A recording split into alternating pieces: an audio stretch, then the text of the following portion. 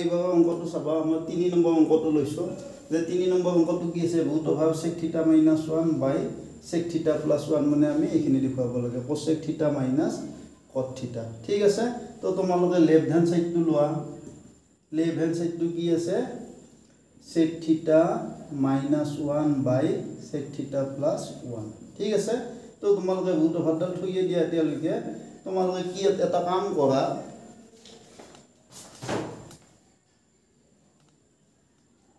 তো তোমালোকে এটা কাম কৰা যে ইয়াতে যে sec θ + 1 আছে তোমালোকে কি কৰা sec θ + 1 ৰ সংযোগময় দি পূৰণ দিয়া তাৰ মানে ইয়াতে তোমালোকে sec θ - 1 এদি পূৰণ কৰা ঠিক আছে তো sec θ - 1 দিলো মই নিজাকে দিলো এটো ঠিক আছে তো যেহেতু মই এইখিনি বস্তু নিজাকে দিছো তো তোমালোকে sec θ - 1 এটা ওপৰতো পূৰণ দিব লাগিব এতিয়া সোৱা এই দুটা কাট গলে দিয়াও হ'ব পূৰণ নিদিয়াও হ'ব খালি আমাৰ সুবিধাৰ কাৰণে দিছো ঠিক আছে তো এতিয়া চাবা তো ৰুট অভাৰডাল এনাকে থাকক এটো a + b a - b a মানে sec θ আছে b মানে কি আছে 1 আছে তো আমি কি লিখিব পাৰো a স্কয়াৰ - b স্কয়াৰ লিখিব পাৰো ঠিক আছে অলপ আগতে কৈছো a + b whole into a - b ঠিক আছে আৰু ইয়াতে sec θ - 1 sec θ - 1 দুটা পূৰণ হৈ আছে তাৰ মানে আমি লিখিব পাৰো sec θ - 1 হোল স্কয়াৰ লিখিব পাৰো ঠিক আছে নিশ্চয় বুজি পাইছা তো এতিয়া চাবা মই ৰুট অভাৰডালৰ একো কাম নকৰো এতিয়া sec θ হোল স্কয়াৰ মানে কি sec স্কয়াৰ θ - 1 দুটা পূৰণ কৰিলে 1 এ হ'ব ঠিক আছে ওপৰত sec θ - 1 হোল স্কয়াৰ থাকক এতিয়া ঠিক আছে তো এতিয়া তোমালোকে অলপ আগতে পাইছা কি পাইছা sec স্কয়াৰ θ মানে কি আছিল 1 প্লাস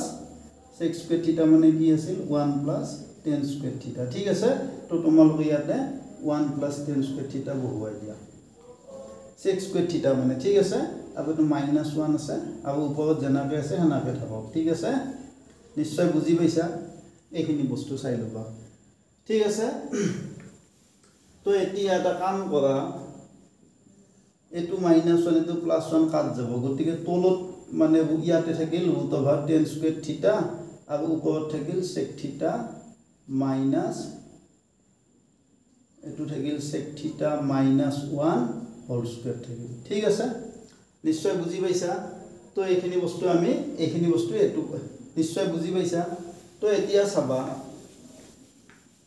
এতিয়া চাই লোৱা আমি ৰুট অভাৰডাল উঠাই লম তানে ৰুট অভাৰডাল উঠাই লম মানে আমি তলৰ আৰু ওপৰত ধৰতে বৰ্গমূল ল'ব লাগিব ঠিক আছে তো মানে তোমালোকে এটো সূত্ৰ নিশ্চয় পাইছা root over a by b তাৰ মানে কি root over a by root over b তাৰ মানে আমি বৰ্গমূল চিনডাল ডিস্ট্ৰিবিউট কৰি দিব পাৰো ঠিক আছে তো তোমালোকে ইমানা লিখিব নালাগে তোমালোকে বৰ্গমূল চিনডাল উঠাই দিলে বৰ্গমূলটো লৈ লবা ঠিক আছে তো tan স্কয়াৰ θ বৰ্গমূল tan θ আৰু sec θ - 1 হোল স্কয়াৰৰ বৰ্গমূল sec θ - 1 ঠিক আছে নিশ্চয় এটো বস্তু গম পোৱা তোমালোকে ৰুট অভাৰ স্কয়াৰ মানে a তো বৰ্গমূল চিনডাল মানে বৰ্গমূল ললে a স্কয়াৰৰ বৰ্গমূল a হয় ঠিক আছে তো এতিয়া তোমালোকে এই বস্তুটো ভাঙি দিয়া এটো মই আগতে কৈছো যে a - b / c তাৰ মানে কি a / c - b / c এটো আমি এনেকৈ a - b / c তাৰ মানে কি a / c - b / c ঠিক আছে তো আমাৰ এটা বস্তু এটা বাকি আহিলে 1/tan θ টো মানে cot θ হ'ব ঠিক আছে এইখিনি নিশ্চয় বুজি পাইছা তো এতিয়া তোমালোকে কি কৰা একদম সহজ অংক একো আমাৰ টেনচন ল'ব লগা অংক নহয় ঠিক আছে sec θ মানে তোমালোকে বহুৱাই দিয়া 1/cos θ আৰু tan θ মানে বহুৱাই দিয়া sin θ /cos θ ঠিক আছে নিশ্চয় আমি গম পোৱা সূত্ৰই দুটা -1/tan θ মানে কি cot θ ঠিক আছে তো আমি এতিয়া এখানে কৰি চাম তো এতিয়া তোমালোকে চাই লোৱা 1/cos θ এই হৰণ চিনডাল পূৰণ কৰি দিলে এটো উল্টি যাব মানে cos θ কি হ'ব sin θ হ'ব -cot θ তো cos θ কেনসেল যাব তো ইয়াতে থাকিল 1/sin θ ওপৰত 1 তলত sin θ -cot θ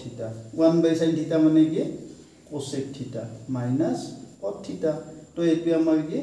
right hand side নিশ্চয় বুজি পাইছা ঠিক আছে তো তোমালোকে চাই লবা এটো অংক ঠিক আছে